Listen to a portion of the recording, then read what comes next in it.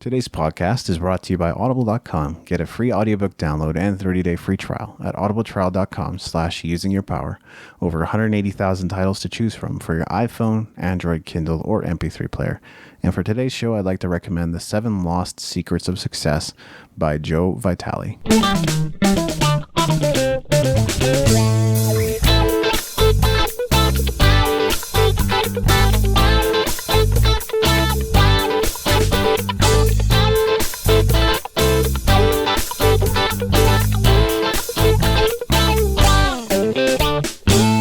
Hi, thank you for joining us at Using Your Power. My name is Maveen, Kaura. And I'm David and Wiebe. Hey, David, how you doing? Powered up, man. How are you? I'm doing very well. I'm super excited. Yeah, today's topic's going to be awesome. And there's so much we could say on this, I'm sure. But it's something that I've started thinking about, which is becoming your own PR engine.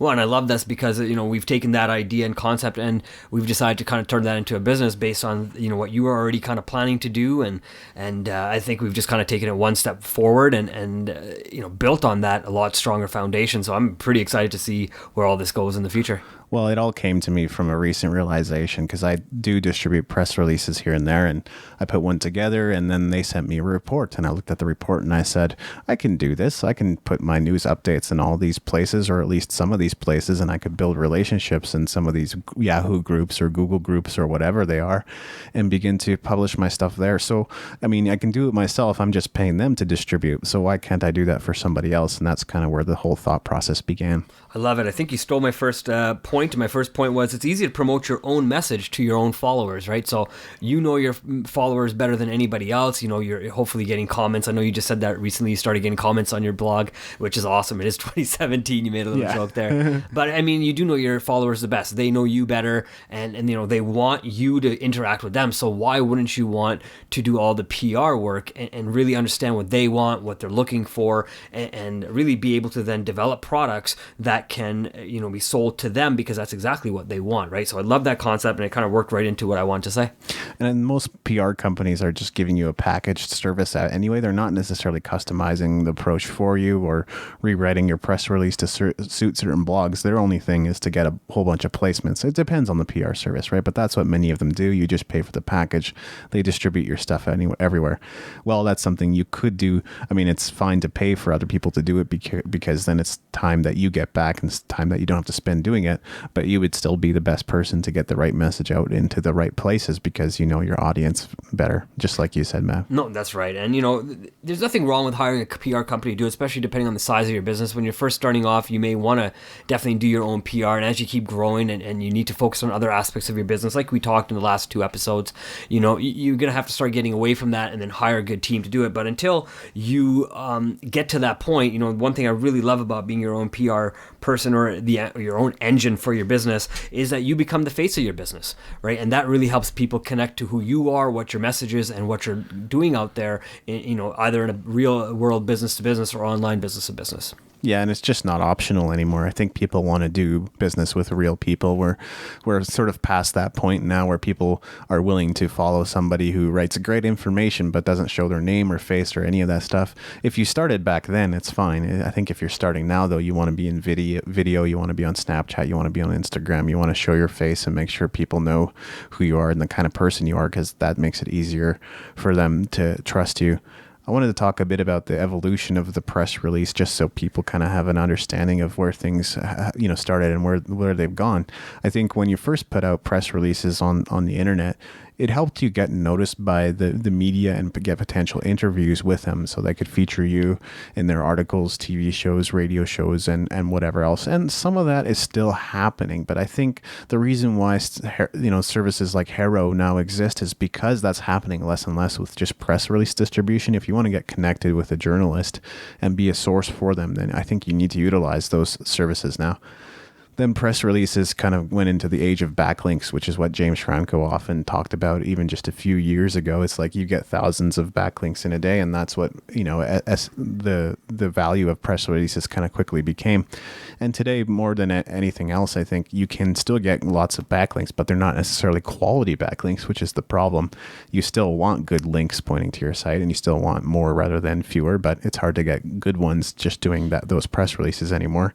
So the benefit today has become SEO. You want to rank for a certain keyword, you want to be known for a certain keyword. You want to own it. Distributing a press release is sometimes the best way to make sure that you are ranking and people are aware of you. Right, and I love what you're saying because it's with the digital age, everything's changing, right? I know we're hearing more about like AI, writing blogs and being able to write better articles than some people are able to write. So the idea is, you need to become the face of your business. So you now become the one-on-one, right? And that's how people want to deal with. That's how you're going to be able to make yourself different than everybody else online, right? Because if computers are doing everything else, they're able to write stuff faster, more articles and whatnot. So you have to find something that's going to make you different. And I think when you focus on the one-on-one, focus on the business to business, I think that's exactly what it's going to do. So the nice thing is, I think hopefully with all these changes that are coming, it'll actually put people back to the way we used to do business, which was face-to-face handshakes. And, not necessarily saying you can't use stuff like Skype and tools like that to do business. It just means it's just going to be more personable, and people are going to maybe start getting away from, all that, the other noise, really.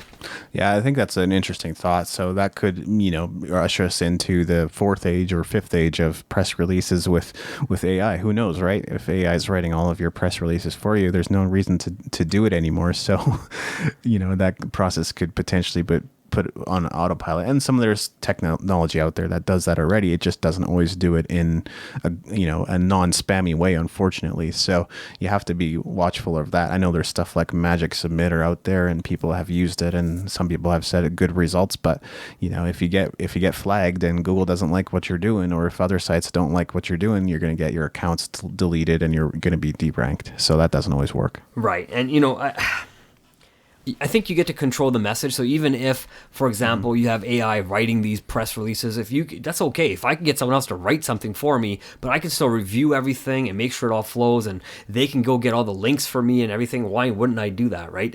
But if you still have to control the message that you're putting out there, regardless of if it's in person or if it's in a PR release as well, right? So I know I was watching CNN the other day, just flipping through channels, and they were saying that the government really didn't have time to stand in front of it and all the newscasters and do a little show that they always do. Instead, what they did was they just did a quick press release and said, hey, we don't really want to spend hours and hours sitting in front of people. Hey, go read our press release. We're gonna go focus on something else instead, right? And that's what they did. So it really helps you utilize your time better, and it really can help you just be at the most important press releases, because not every single not press release in that manner of releasing an article or letting people know what happens. But, the government has a lot more different things to focus their time on. So putting out a press release, sending it mass syndication, and saying, hey, read it, do whatever you wish with it. We're going to go focus on something else, right? So I really like that idea.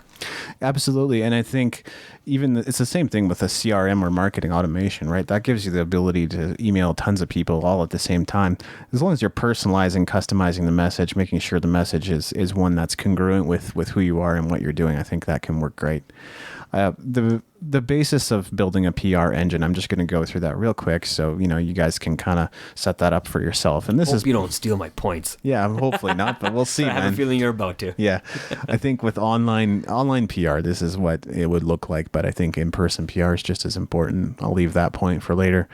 But here's the kind of thing that you'd want to do. You want to build your network, and that begins with bloggers and finding out what sites you can guest post on and which ones are willing to cover your stories and which ones you can partner with. It's about making a list of social media sites that are out there. There are tons of them, even ones that we don't always mention on this show.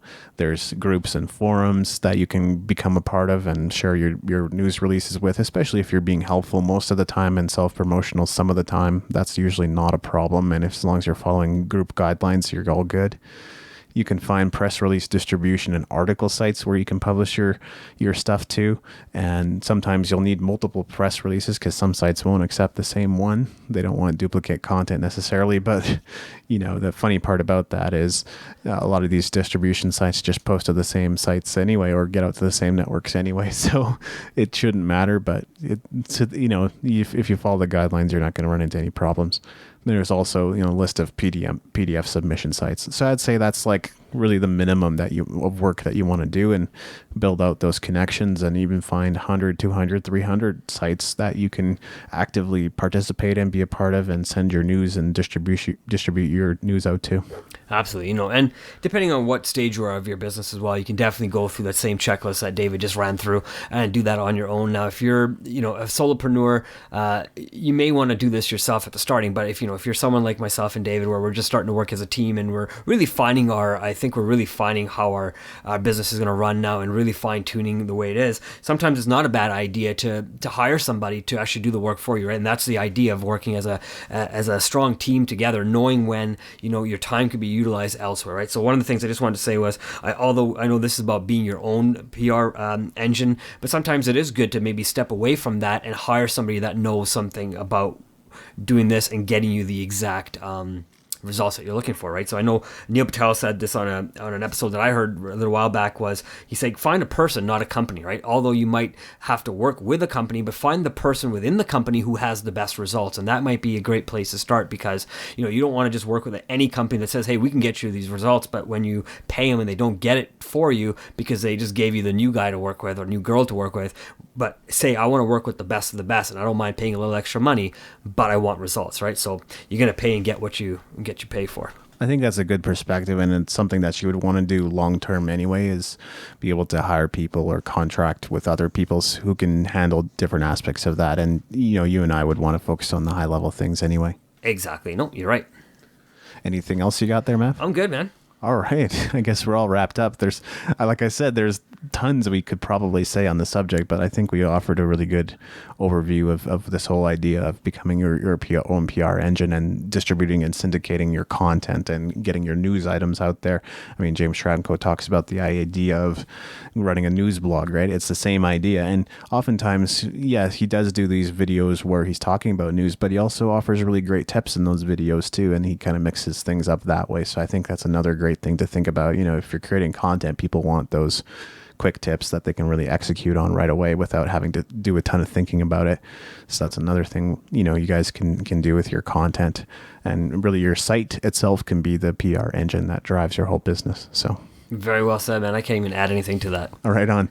Okay, so you can go to usingyourpower.com to find out more about us and to leave a comment. You can leave a comment on YouTube if that's where you're listening, or connect with us via Facebook. We'd love to connect with you there as well, and send us a message. You can download a free course while you're on our website, 10 Simple Ways to Unleash Your Personal Power. You can leave a review in iTunes to help us get this podcast out there, and you can also just get it wherever you can get podcasts, pretty much. Absolutely, and don't forget to leave some comments and maybe give us some topics that you'd love to hear from us. We've had a couple people tell us some topics. We've actually already put out one of those episodes already, so definitely tell us what you want to hear, and we'll definitely give you a shout out on the show. Yeah, keep those ideas coming. Thanks, guys. Have a great day.